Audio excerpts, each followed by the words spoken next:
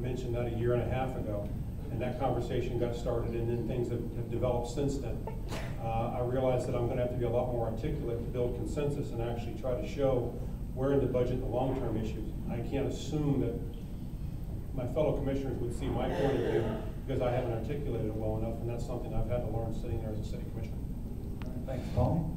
I've never actually tried to herd a cat, so I wouldn't know. In fact, cats look like they'd be kind of hard to herd. I don't look at the job that way. I'm part of the team, and I'm not going to agree with I mean, I would be suspicious of anyone who agreed with me on everything. But, you know, it is so important for the process to be collaborative and so dependent on the relationships that members have with each other, which, as we know, are difficult to establish for very obvious reasons. But, you know, you have to have the perspective to recognize that you are part of a team, and you have to be, I hate to say it, people don't like to hear the word compromise, you have to be willing to compromise sometimes, you really do. It's not about an individual, it's not engineered that way. You do what you can do, you try to do the best job you can. Thank you. Thank you. Kathy? Thanks to all of you for running, and my question has to do specifically with War Mineral Springs. The County Commission unanimously approved the JEBCO proposal, and the North Fork Commission 4-1 voted against it. And there were two pieces in that proposal that were problematic. JEBCO wanted War Mineral Springs conveyed to them. It was purchased by the county through the Parks Acquisition Program. They wanted the land conveyed to be used as collateral for their financing. That's number one. And number two, they wanted a 50-year lease for War Mineral Springs. So I would like each of you to tell me, would you vote the way the current commission voted, approving that proposal?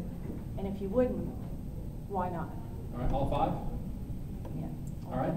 Paul, start with you. You know, the whole purpose of an ITN and to negotiate is that there's a point where you begin and a point hopefully where you end. It's not like, this is our deal and we're walking away and we'll see you later.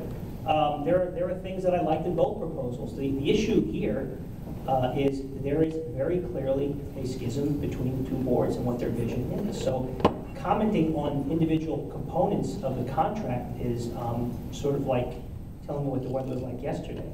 But at the end of the day, I believe this decision is better left with the more indigenous regulatory agency, which is the city of Northport, and that their vision for their citizens is more appropriate because that's the structure.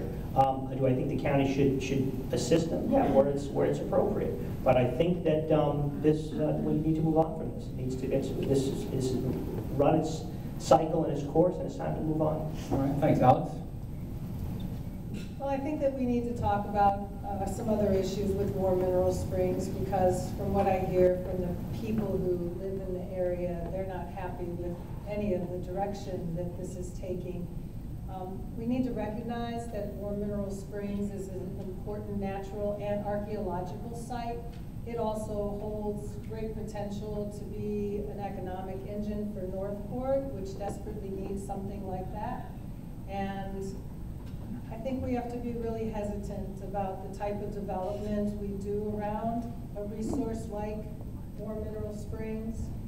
And if I was voting, I would say that it's important for Northport to have the majority of the control over the direction that development and anything that has to do with War Mineral Springs takes on.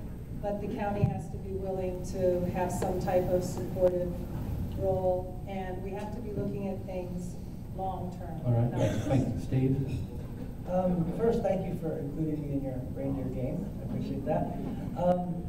For me, I look at War Mineral Springs as it's a natural treasure. You know, this is probably the fabled fountain of youth that Ponce de Leon was looking for as he came this way. And for me, I don't think that should be privatized. I don't think I would have gone the same route as the commission did. I think it should be one of those things that belongs to the people who live in this land, who can care for it. Personally, I think since the county commission wants to sell it, the Northport probably can't afford the responsibility to care for it. I think it should be put into a trust by the people, where we can kind of create a foundation to care for it and be able to care for it ourselves, beyond the government's control. All right, thank you. Shannon? No, I wouldn't have voted for it the way it was currently presented. But then again, that deal's over and done with. But I guess the bigger issue is, if you're going to buy property with environmentally sensitive land that was dedicated by the taxpayer, they need to be held in public trust by the public, and we shouldn't be selling them or conveying them to anybody. Not only that, this piece of property, but all the other thousands of acres that we've bought on environmentally sensitive land. I would hate to see that property being sold. And right now, there's really not a whole lot that could stop that process either with the environmentally sensitive land. They could be sold. Well, I don't like the idea of selling it. However, there are plenty of other things to beat the commissioners up for. I don't think I'm going to beat them up for this. The way I would have That's a good answer, actually. the way I would have wanted to do it, I would have wanted to treat it as a public park, and I think perhaps the main control should be with the Northport Board, with some standards set by the county. That you wouldn't do anything there that you wouldn't do it at any other city park and say some other municipality, but not go further than that. Leave them mostly in control. When you combine two boards together, you get an unwilling voting body, and it doesn't work beyond, say, 7 members. Okay, thank you. Tell you what, let's do this. We can do 2 more. We'll do the 2 questions. Please make them quick. Let's do 10-second answers so we can all get out of here. Everybody can have their questions and answers. Wait. 2050 has come up two or three times already, but one aspect of it, I think the basic aspect of it, hasn't been addressed. When we were growing up, and 2 of our basic questions were, how rapidly should the county develop, and to what should it develop? What are your opinions on the speed of it? Originally it was almost 50 years. Now it's being much reduced by what's before the commission now. And the other one, what do we want to make out of Sarasota County? A large metropolis, a little Tampa, or something smaller that would not develop that far? All right, who wants to answer this? Yes, and No, please be respectful, please. Just a brief. No, all right, let's go. Time compression, and vision. If you look at things holistically, there are things I really like. I'll tell you one thing specifically I like. I like the preservation of the wildlife corridors. I like all these things that would preserve our natural resources, perhaps from ecotourism. Those are components that I like very much. But to lock this thing in a box and pretend like it's never going to change is not really a responsible planning principle. If you look at the new smart codes, they've been out for 10 years. They're on their 9th versions. So things need to be evaluated probably more often than not. All right, good, thanks. Alex? The Sarasota 2050 was a vision of the people, and I think that vision needs to be respected. I think what's currently happening to gut the 2050 policy is wrong. If development is not working, it's the wrong kind of development. We need to go back to the table and we need to rethink about what the development will be out there. Your specific question about the time constraints, I think that is wrong too. We are basically asking now to open the entire county up for development as if 2050 is a deadline. Okay, good, thank you. Steve? We only have 725 square miles worth of land here. Once we develop that, we're done. So we have to take our time doing that. For me, there's no hurry. We've got a lot of houses in Sarasota that aren't selling right now, so we don't need to go out and really rush to develop a lot more. We need to grow smart, not quickly.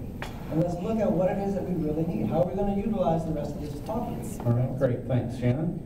It is compressing the time, and it's going to have an effect on our overall supply of available buildable lots throughout Sarasota County when you take in Northport, Warren Middle Springs area, and Venice.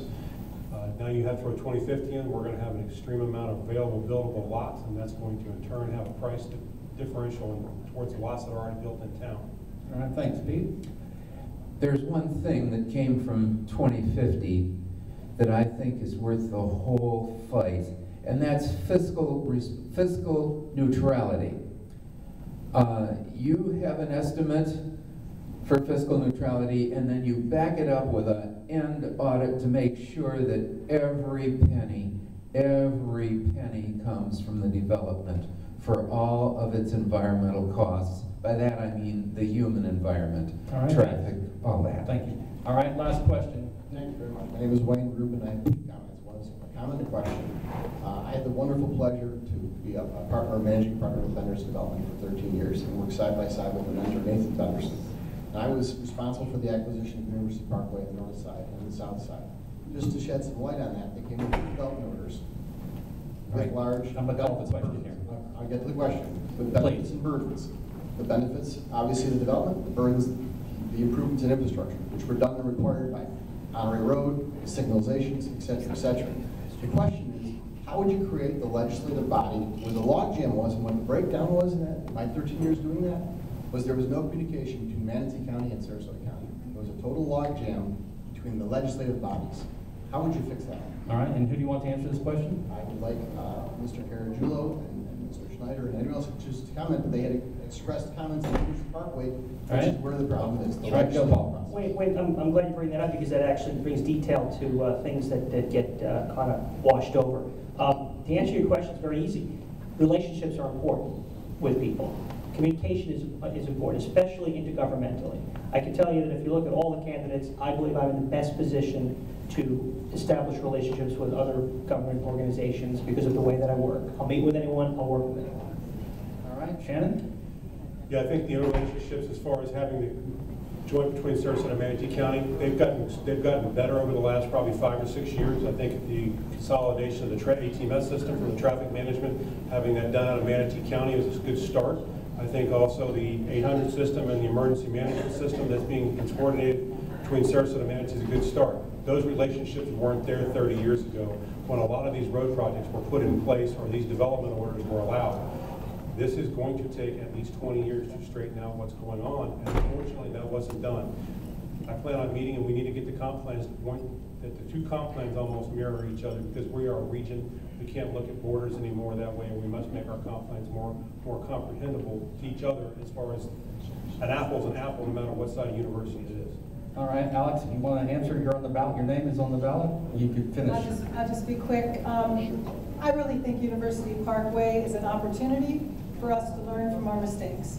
We need to figure out how we fix what's happening there, how we make it work, and how we make it a positive intersection and everything that's there. And I would even say that we need to figure out how we fix that before we just recreate that problem all along the south corridor and the rest of the county. All right, thank you. Thank you to the candidates. Thank you for everybody being here. I'm sorry if I had to cut anybody off, but we will get out of here on time. Thank you and enjoy.